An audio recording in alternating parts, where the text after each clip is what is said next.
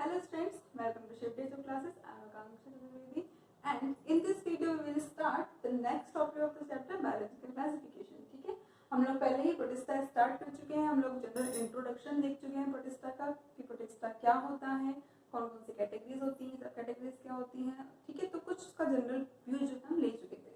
ठीक है, तो आज हम स्टार्ट करने वाले हैं जो हमारा फर्स्ट कैटेगरी है फोटोसिंथेटिक प्रोटिस्ट की. ठीक है, जो आपके ऑटोट्रॉफ्स होते हैं. ठीक है, उसके अंदर जो पहला है आपका क्राइसोफाइट्स. ठीक है, तो जो फोटोसिंथेटिक प्रोटिस्टा होते हैं ये आपकी जो ओशियन है या फिर हम कहें जो वाटर बॉडी होती है उसके अंदर चीफ प्रोड्यूसर्स होते हैं. चीफ का मतलब बहुत ही सबसे ज्यादा जो फूड प्रोड्यूस करते हैं वो कौन करते हैं, आपके फोटोसिंथेटिक प्रोटिस्ट. ठीक है, अब इसके अंदर आपकी तीन मैंने बताए थे, आपके सारे के सारे आते हैं. आपके क्राइसोफाइट्स भी आते हैं, पायरोफाइट्स भी आते हैं एंड यूग्लिनोइड्स भी आते हैं. वो तीनों मिलकर के आपके क्या कहलाते हैं, चीफ प्रोड्यूसर्स कहलाते हैं इन एन ओशियन. ठीक है, लगभग 80% जो प्रोड्यूसर होते हैं, मतलब 80% जो फूड है वो ओशियन के अंदर यही प्रोड्यूस करते हैं. ठीक है, तो ये चीफ प्रोड्यूसर कहलाते हैं आपके इसके अंदर, ओशियन के अंदर, आपके वाटर बॉडीज के अंदर, फ्रेश वाटर या मरीन वाटर किसके अंदर. ठीक है, देन हम स्टार्ट करेंगे आज क्राइसोफाइट्स. ठीक है, क्राइसोफाइट्स मैंने बताया था इसके अंदर आपकी जो हम एग्जांपल लेने वाले हैं डायटम्स. ठीक है, इसके अंदर दो इंपॉर्टेंट ऑर्गेनिज्म आते हैं, डायटम्स और एक डेस्मिड्स. ठीक है, डेस्मिड्स को हम कहते हैं गोल्डन एल्गी.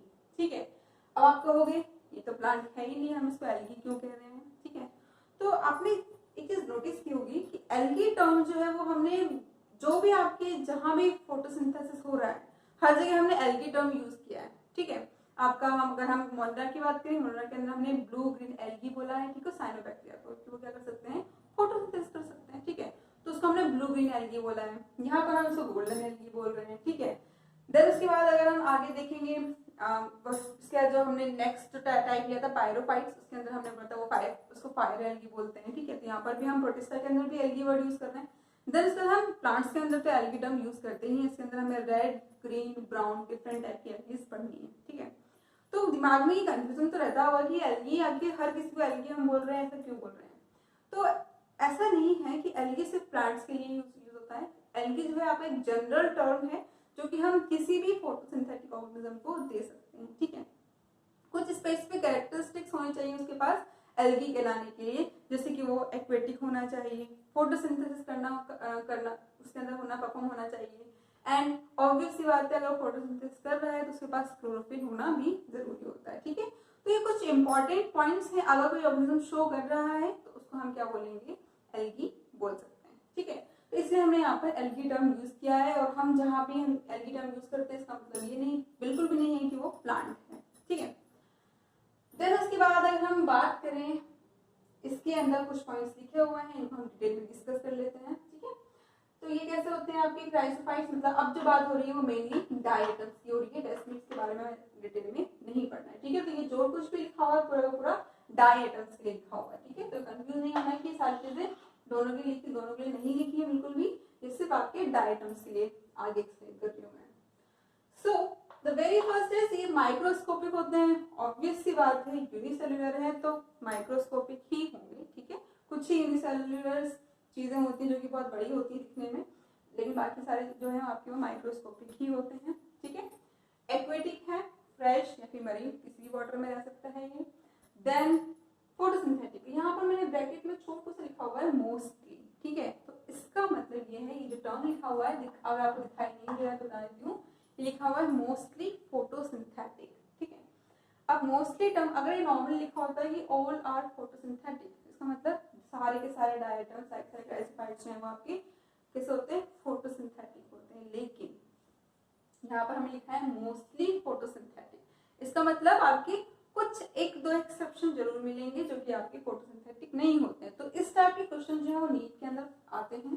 ठीक है, क्योंकि अब हम तो पढ़ते जा रहे हैं कि फोटोसिंथेटिक प्रोटिस्ट. ठीक है, उसमें हमने क्राइसोफाइट पढ़ लिया, डायटम तो हम क्या करते हैं आंख मूंद करके, अगर कोई क्वेश्चन आता भी ऐसा तो हम उसमें डायरेक्ट फोटोसिंथेटिक सोच करके चलते हैं. ठीक है, लेकिन आपको एनसीईआरटी की लाइन एक एक वर्ड क्लियरली पढ़ना पड़ेगा अगर आप नीट के लिए प्रिपेयर कर रहे हैं तो. ठीक है, उसका रीजन भी यही है क्योंकि वो लोग ऐसे ही टर्म्स ही ज्यादातर पूछते हैं. ठीक है, जहां पर उनको लगता है कि हाँ बच्चे ने ये चीज नहीं पकड़ी होगी, ऐसे ही क्वेश्चन वो फटाफट पूछ लेते हैं. ठीक है, तो इस तरीके से मोस्टली फोटोसिंथेसिस का मतलब ये है कि ये सारे के सारे नहीं होते, एक ना एक एक्सेप्शन इसमें जरूर मिलेगा, आपको वो एक्सेप्शन याद करने पड़ेंगे, बस इतने से आपको कष्ट करना पड़ेगा, ठीक है। देन इसके बाद ये क्या कर सकते हैं, फ्लोट पैसिवली, इनके पास कोई फ्लैजिला नहीं होता है, इनके अंदर फ्लैजिला एब्सेंट है, इसका मतलब ये लोकोमोशन नहीं कर सकते अपने आप, ठीक है। लेकिन ये फ्लोट तो ऑब्वियसली बात है, पानी में है, लोकोमोशन खुद नहीं कर सकते, तैर तो सकते हैं, मतलब तैरना मतलब पानी के बहाव के साथ जा सकते हैं, ठीक है। तो फ्लोट पैसिवली मतलब ये है कि वाटर करंट के साथ ही क्या करते हैं, फ्लो करते हैं, अगेंस्ट वाटर करंट नहीं करते हैं। पैसिव का मतलब ही आपका वही है, जहां भी आपका पैसिव टर्म जहां पर भी आता है वहां पर आपका एनर्जी का कंजप्शन नहीं होता है, और एनर्जी का कंजप्शन कब नहीं होगा, जब हम विद द फ्लो चले जाएंगे, ठीक है, जब हमें कुछ करने की जरूरत नहीं है, फ्लो के साथ आराम से बहते हुए जा रहे हैं, तो ऑब्वियसली बात है हमें कोई एनर्जी नहीं लगानी पड़ेगी। लेकिन अगर अगेंस्ट द फ्लो जाएंगे तो हमें एनर्जी लगानी पड़ेगी, तो वहां पर टर्म होता है एक्टिव, ठीक है। तो ये चीज दिमाग में बिठा लो, एक्टिव का मतलब है without consumption of energy, and sorry passive का मतलब है without consumption of energy, and active का मतलब है विद कंजप्शन ऑफ एनर्जी, ठीक है।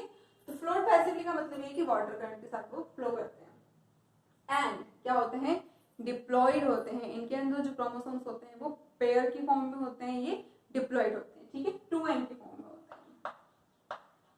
ओके, तो ये कुछ बेसिक चीजें हो गई जो डायटम्स के बारे में पता होनी चाहिए, ठीक है। देन एक और चीज बहुत ही इंपॉर्टेंट टर्म जो है वो सिलिका, डायटम्स का जो स्पेसिफिक मतलब जो उसको आइडेंटिफिकेशन मिला है, जो अनोखी पहचान मिली है वो इस सिलिका की वजह से ही मिली है, ठीक है। तो सिलिका क्या करता है, इसके सेल वॉल के ऊपर मतलब सेल वॉल में डिपॉजिटेड रहता है, ठीक है।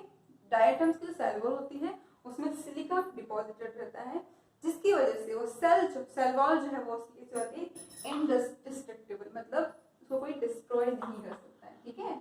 ये डिस्ट्रॉय नहीं होती है, टूटती नहीं है कभी भी, ठीक है।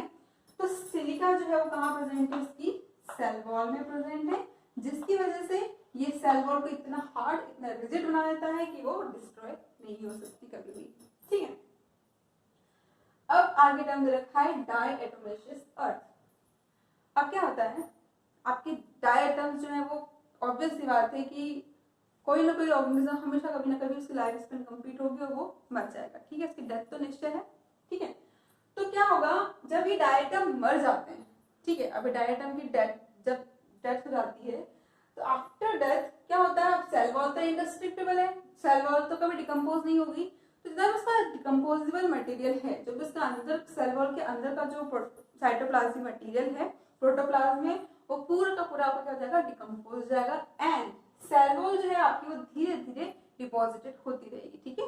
एक लेयर बनेगी, देन दूसरी लेयर बनेगी, तीसरी लेयर बनेगी, इस तरीके से एक हार्ड लेयर जो है वो सरफेस पर, मतलब आपकी जो सरफेस नहीं, आपके बॉटम में, ओशियन के बॉटम में आपको इस तरीके की डाइट जो मतलब सिलिका की एक लेयर मिलती है। क्यों मिलती है, क्योंकि ऑर्गेनिज्म तो मर जाते हैं, मरने के बाद उनकी जो डिकम्पोजेबल मटेरियल है वो तो डिकम्पोज हो गया, लेकिन सेल वॉल जो है वो एज इट इज रहती है, और सेल वॉल धीरे धीरे मतलब नीचे बॉटम में जो है वो क्या होती है, इकट्ठी होती जाती है, ठीक है, डिपॉजिट होती रहती है।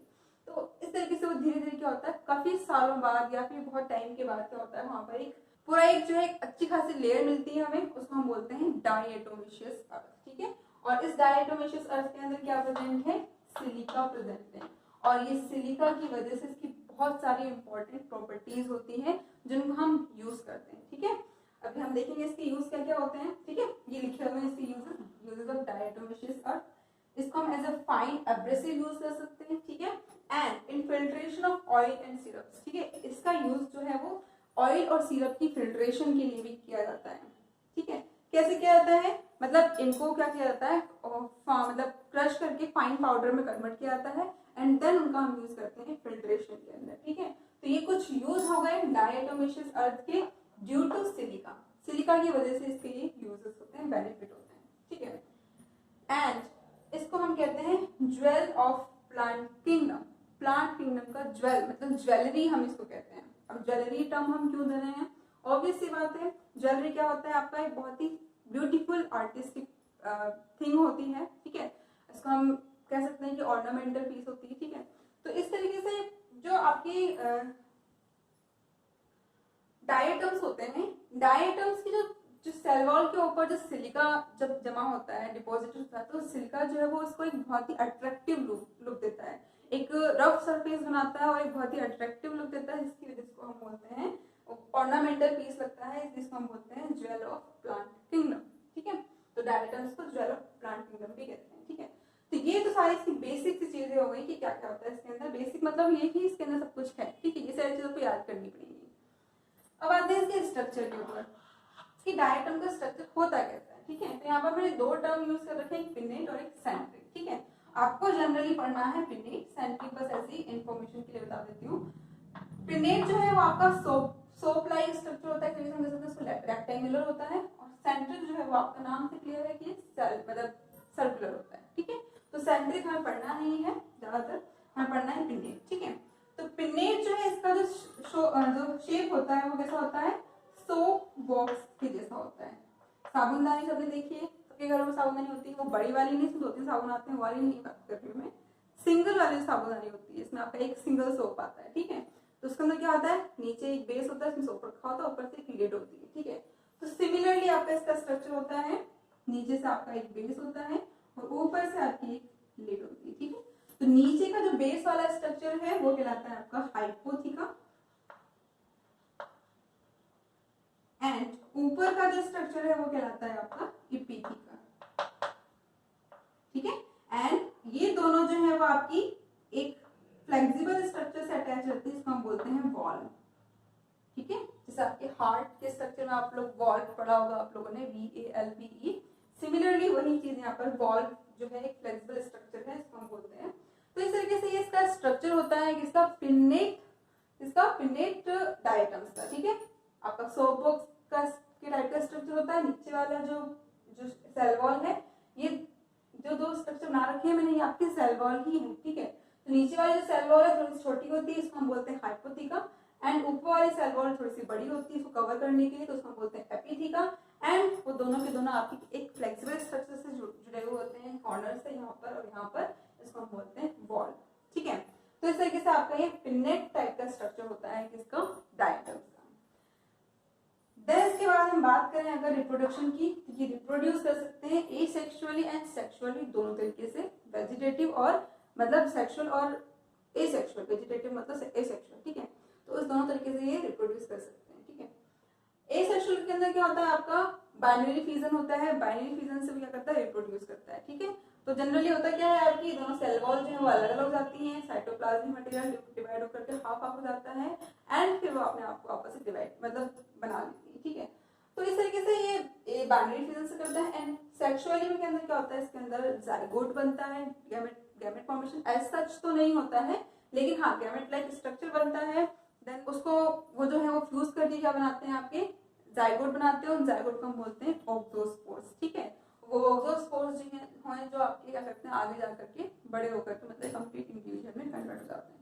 ठीक है, तो ये आपका डिटेल में तो नहीं है, लेकिन अगर आप चाहते हैं इसका डिटेल वीडियो तो मैं आपको डिटेल वीडियो भी इसकी दे दूंगी, एसेक्सुअल एंड सेक्सुअल रिप्रोडक्शन की। ठीक है, तो अगर आप चाहते हैं इसकी डिटेल वीडियो तो आप कमेंट कर दें मुझे कि हमें ये चाहिए, तो मैं आपको इसकी एक सेपरेट वीडियो बना करके आपको दे दूंगी। ठीक है, तो इस तरीके से आपका ये पूरा क्राइसोफाइटा है, जिसके अंदर हमें पूरा डिटेल में स्ट्रक्चर स्टडी किया है किसका, डायटम का। ठीक है, तो डायटम एक बार हम रिवाइज कर लेते हैं। माइक्रोस्कोपिक स्ट्रक्चर होते हैं, एक्वेटिक पानी के अंदर रहते हैं। ठीक है, फोटोसिंथेटिक होते हैं, मोस्टली सारे नहीं होते हैं, फ्लोट करते हैं पैसिवली मतलब वाटर करंट के साथ फ्लो करते हैं, कोई फ्लैजिला नहीं होता है, लोकोमोशन शो नहीं करते हैं अपने आप से। ठीक है, डिप्लॉयड स्ट्रक्चर होता है।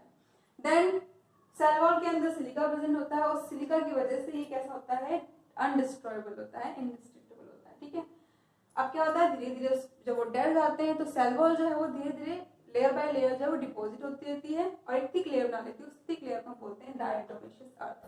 इस डायटोमेशियस अर्थ के अंदर क्या प्रेजेंट होता है, ऑब्वियसली बात है सेल वॉल है और सिलिका प्रेजेंट है, और सिलिका की वजह से इसके अंदर बहुत सारी प्रॉपर्टीज होती हैं, बहुत सारे बेनिफिट होता है हम लोगों के लिए। तो ये इंपॉर्टेंट चीज है कि डायटोमेशियस अर्थ क्या है और मतलब क्या किसकी वजह से होता है, ये चीज इंपॉर्टेंट है। ठीक है, तो इसको as a fine abrasive use कर सकते हैं, इसको फिल्ट्रेशन के लिए यूज कर सकते हैं, oil and syrups and other liquids के लिए। ठीक है, एंड इसके जो सिलिका प्रेजेंट होने की वजह से इसका एक ब्यूटीफुल स्ट्रक्चर होता है सेल वॉल का, जिसकी वजह से हम बोलते हैं ज्वेल ऑफ प्लांट किंगडम। इसका स्ट्रक्चर जो है पिन्नेट और सेंट्रिक दो टाइप से होता है। पिन्नेट स्ट्रक्चर जो है आपका वो सॉफ्ट बॉक्स लाइक होता है, साबुनदानी जैसा होता है, जिसमें नीचे वाली जो लेयर है सेल वॉल है जो आपकी कहलाती है हाइपोथीका, और ऊपर वाली जो सेल वॉल है वो आपकी कहलाती है एपिथीका। ठीक है, फिर उसके बाद इनको ज्वाइन करता है वो आपका कहलाता है बॉल। एसेक्सुअली सेक्सुअल दोनों तरीके से रिप्रोड्यूस कर सकते हैं। एसेक्सुअली में बाइनरी फ्यूजन होता है नॉर्मल, एंड सेक्सुअल में क्या होता है आपका जाइगोट बनता है, और जाइगोट को हम बोलते हैं ओक्सोस्पोर। आपको डिटेल वीडियो चाहिए तो मैं आपको डिटेल वीडियो बनाकर दूंगी इसकी एसेक्सुअल एंड सेक्सुअल रिप्रोडक्शन के ऊपर, इसकी डायरेक्शंस की। ठीक है, तो आज की वीडियो में इतना ही। नेक्स्ट हम लोग स्टार्ट करेंगे हमारा पाइरोफाइट्स, जिसको हम बोलते हैं डिनोफ्लेजेलेट्स। ठीक है, मतलब उसका एग्जांपल है डिनोफ्लेजेलेट्स। नेक्स्ट वीडियो में हम वो कवर करेंगे। ठीक है, तब तक आप पढ़ते रहिए, हेल्दी रहिए, सेफ रहिए, अपने घर में रहिए जब तक बन सकता है अपना। ठीक है, आप खुल चुका है ऑब्वियस सी बात है, लेकिन कोशिश कीजिए कि जब तक आपको काम ना पड़े तब तक आप बाहर न जाएं। ठीक है, क्योंकि जान है तो जहान है। ठीक है,